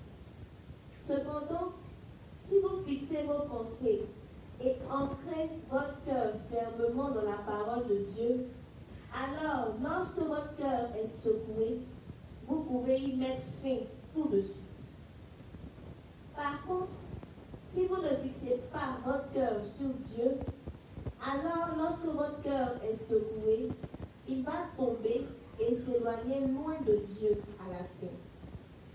C'est parce qu'à moins que vous ne vous décidiez à suivre le Seigneur, vous ne pouvez pas vaincre vos pensées charnelles. Si vous suivez juste les pensées de la chair, vous périrez corps et esprit. Amen. On va aller dernier paragraphe et puis on va s'arrêter. 206 par dernier paragraphe. Il est déjà 21h05. Comme j'ai dit, c'est le dernier jour aujourd'hui. Nous souffrez de près de 5 minutes de votre vie. Amen. Les chansons Stéphie au moins, c'est pas fini. Elle passe 1 heure dans la maison de Dieu. Tant que les gens vont forcer les gens ici, pas les 206 là. Et 296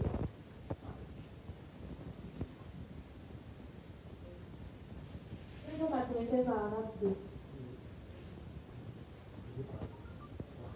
À moins de vous résoudre à vivre selon la volonté de Dieu, Satan continuera d'essayer de vous abaisser.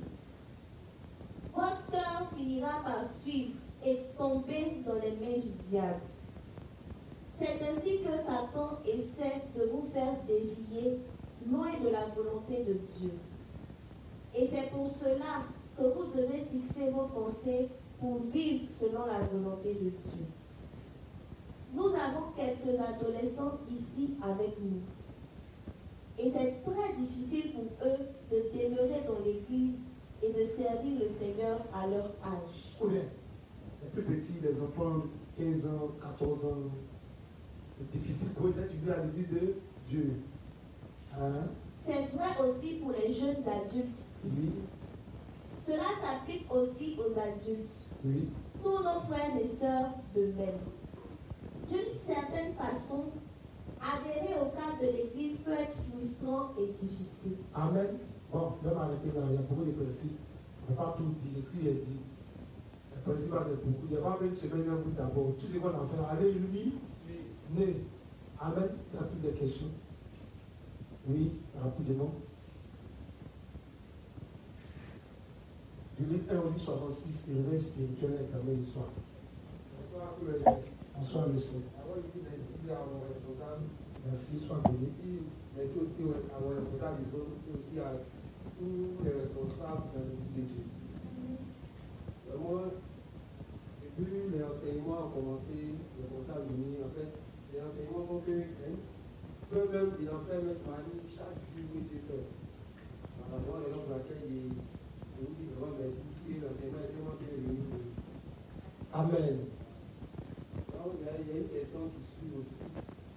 Elle dit puisque, bon, lorsque notre pensée charnelle, et nous avons des pensées charnelles,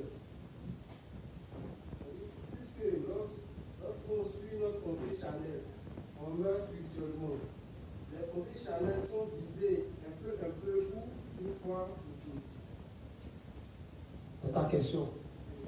Les pensées, je dis que tu vois par exemple, dans le 3e jour, on dit Dieu fait quoi?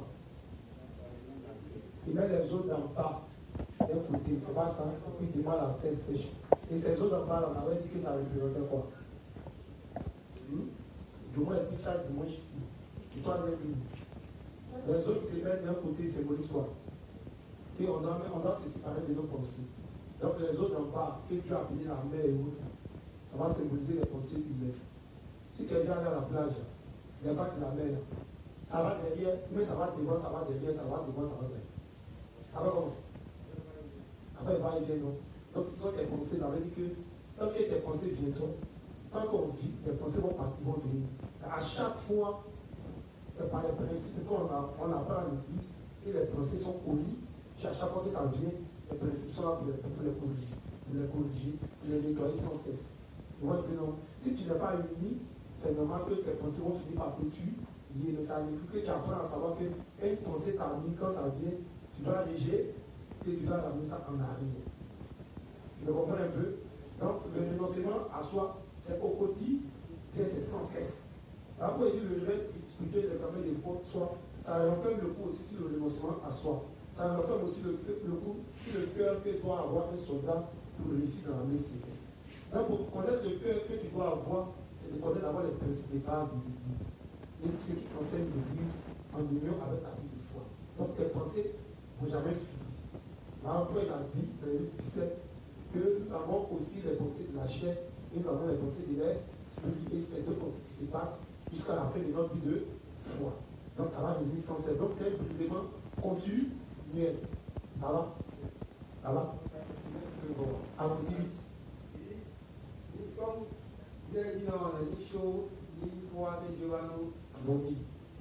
Bon, comment nous pouvons savoir si nous sommes chauds ou froids, quand même les pensées de la chair et les pensées de l'esprit sont toujours mal. Être chaud, c'est quoi? Être froid, c'est quoi?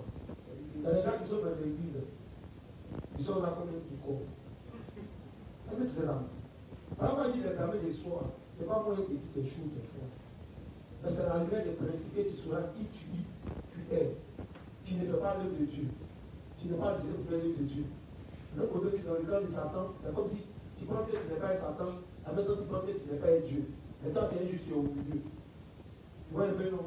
Donc, c'est juste des justes là. Dieu dit que j'ai une foi tiède. Ça va, non? Une fois que tu es tiède, c'est une foi qui ne se dissipe pas. Or, avec Dieu, on va avoir une foi tiède, on va avoir une foi fixée sur une foi chaude. C'est différent de, à un moment où notre vie de foi, là, comme j'ai dit, j'ai parlé des 8 saisons, ça c'est différent. Mais toi, depuis que tu es né, tu ne veux pas te positionner quelque part. Ça veut dire que tu ne cherches pas la croissance, c'est que tu es à l'église, tu es présent, tu fais les cultes, tu t'en vas. Tu vois un peu, non? Donc on dit que tu as une foi qui est tiède. Tu n'as pas une foi qui est zélée, mais on dit d'avoir une foi zélée. C'est beaucoup d'intelligence dans les choses de Dieu. Donc l'examen de soi va te permettre de savoir est-ce que tu es zélé pour le Seigneur ou bien tu es zélé pour le monde. Donc quand tu vois où tu es, si tu es encore au milieu, alors tu es une foi tiède. Il faut que tu te réveilles. Ça va? Oui, il y a eu quelqu'un qui a envie de poser une question. Mon fils Axel.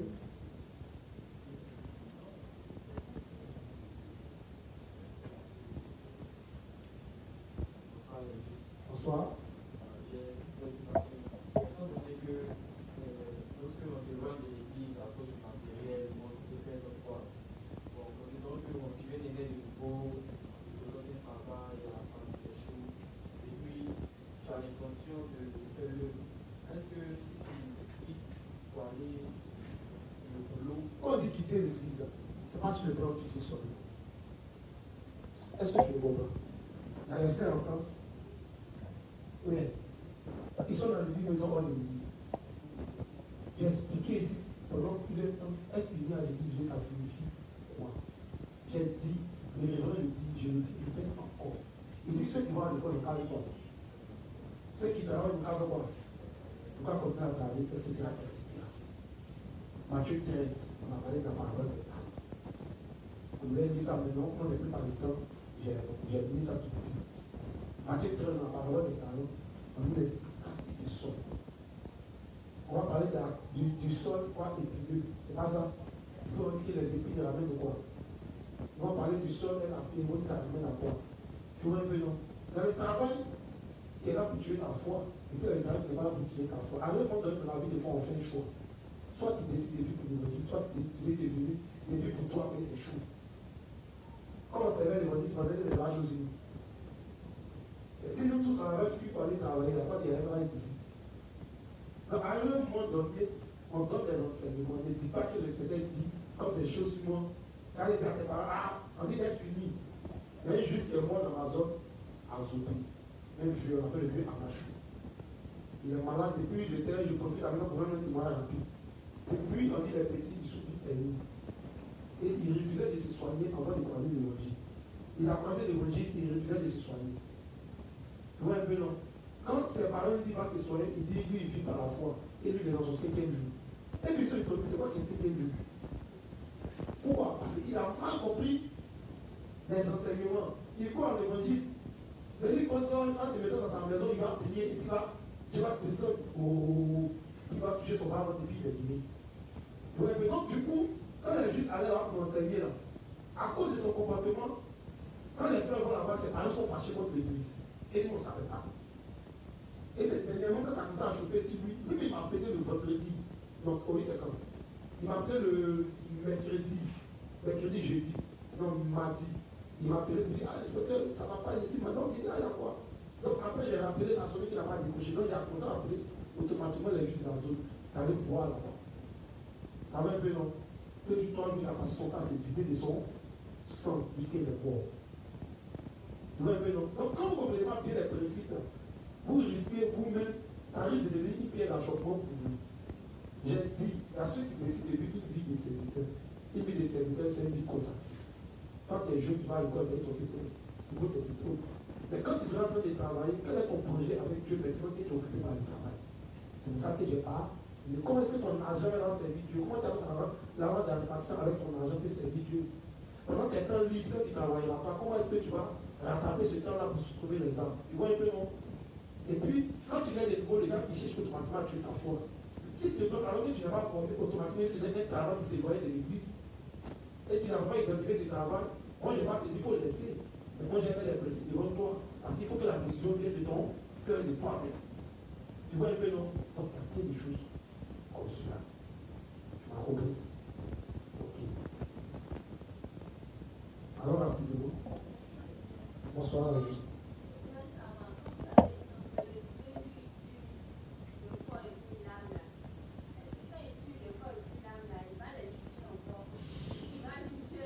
Dans le principe, on a lu, on a dit Dieu tue le corps avec l'âme.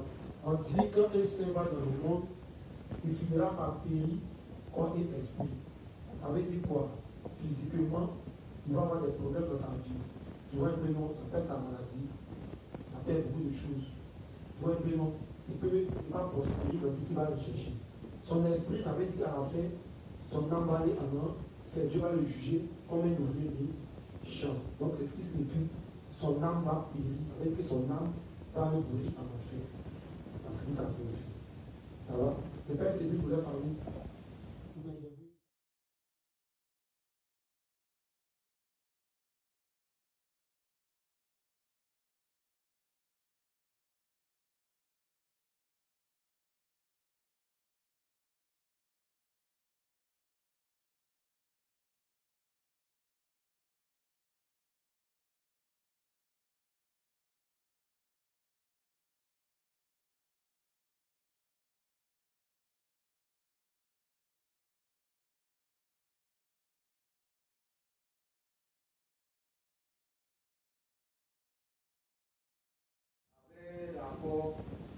Avec les enseignements du soir, le domaine quand les chants viennent nous écouter, là, c'est un rapport.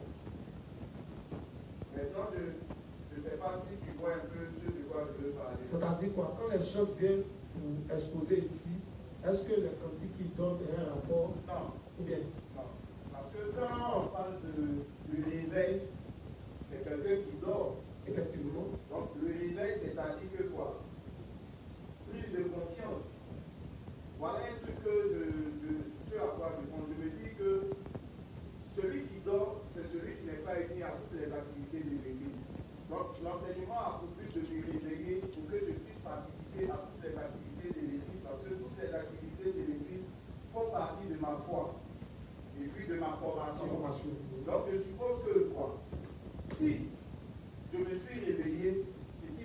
Seigneur a dit que si on fait l'enseignement du soir avec les chants, le beau public que je suis en train de voir aujourd'hui, si l'enseignement est évidemment perçu, je pense que le lundi, je verrai tout le monde.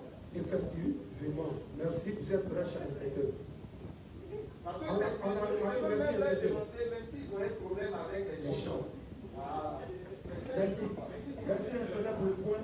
Effectivement, quand on vient ici, quand j'ai fini ma semaine et moi-même je viens, je remarque que si c'est les 1/3 de l'église qui sont là. C'est-à-dire que c'est avec 30 personnes qu'on vient la semaine qui vient, 15 mai c'est tout. Et puis même, les chants même ne viennent pas. Chose étrange. Les chants même, ils ne viennent pas. Et même, c'est bizarre. Donc, le principe nous d'être unis à toutes les activités. Donc, moi, j'aimerais rentrer dans le même cadre. Est-ce que le fait que les chants, la partie des chants à l'église, est-ce que c'est important? Est-ce qu'on va pas parler ça du cahier de projet, le ministère des chants, est-ce que c'est important? Non, c'est pas important. Pourquoi? Maintenant, pourquoi vous ne venez pas? Parce que vous pensez que vous n'avez rien à prendre, ou bien les cantiques qu'on écoute là, ce n'est pas important. Pourtant, quand on vient les dimanches, il y a la louange. C'est l'église qui a instauré que les chants passent ici par semaine.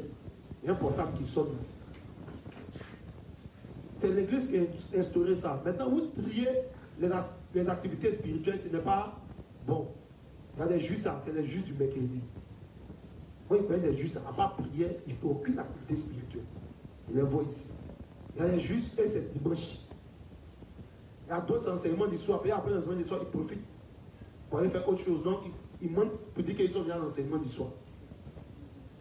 Donc, comme l'inspecteur le dit, il faut qu'on corrige ça. Parce que si vous ne venez pas ici dimanche, nous aussi, on ne va pas venir parler ici. C'est ce qu'on dit qu'eux aussi ils sont censés venir pour composer des camps. Donc, nous, on va faire remonter ça à la cour divine. Pour dire que, ce qu'on a remarqué, c'est que les chanteurs ne viennent pas, donc on fait comment? Merci, inspecteur. Donc, sur ce, une question à me dire, ok. Allons rapidement, c'est la dernière question que je vais prendre. Une remarque, allons-y. Je salue tous les justes. Moi, personnellement, c'est la première semaine que je suis présent au l'enseignement du soir. Et comme le thème l'a dit, c'est pour faire le réveil spirituel. Alors, je pense que ce que j'ai compris très profondément, c'est que le but de l'enseignement, c'est de nous amener à analyser et puis comprendre que les principes que nous violons, nous devons reconnaître les principes que nous violons et puis ça veut dire que de devenir maintenant à leur obéissance. Donc, pour le programme des chants là, je pense que comme vous l'avez dit, déjà, il y a un principe qu'on viole. Moi, je pense que le principe qu'on viole, c'est quoi? C'est qu'on trie les énoncés du bon enseignement. Or, dans ce niveau, vous avez les enseignants de l'école. Quand c'est les enseignants qui enseignent, on fait le boulot. Mais quand c'est les gens, on ne vient pas. Donc, il y a une préférence des enseignants qu'on prend après. Voilà. Donc, si on a vraiment compris le cours qui a été fait, on a renoncé à ça, et peu importe celui qui enseigne, on a beaucoup suivi. Amen. Amen.